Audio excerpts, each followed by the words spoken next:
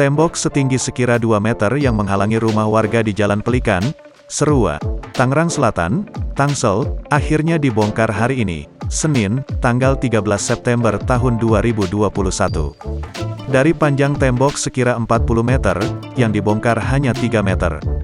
Namun itu cukup untuk akses dua rumah yang benar-benar akses keluar masuk rumahnya terhalangi.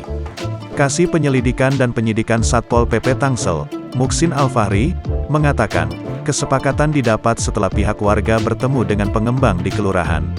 Sabtu, dari kelurahan, pihak-pihak yang terdampak, pengurus warga, sudah ada kesepakatan, yang alhamdulillah sudah hari ini tembok dibuka.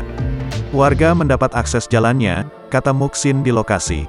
Sebelumnya, Muksin juga sempat menyatakan bahwa bangunan klaster yang juga mendirikan tembok itu, oleh pengembang atas nama PT Tri Anugrah, belum ada izinnya, izin mendirikan bangunan, IMB. IMB-nya sedang diproses. Karena sudah berjalan, tapi hari ini kita fokus bagaimana tembok yang menutupi rumah warga itu dibongkar, kata Muksin. Meski sudah terpergok tidak memiliki IMB, namun anehnya, Satpol PP Tangsel membiarkan proses pembangunan tetap berlangsung. Soal penyegelan kita akan melihat lebih lanjut, kata dia. Sementara, Tarmo, 50, salah satu warga yang terdampak, hanya bisa terima kasih karena akhirnya bisa mendapat akses yang layak.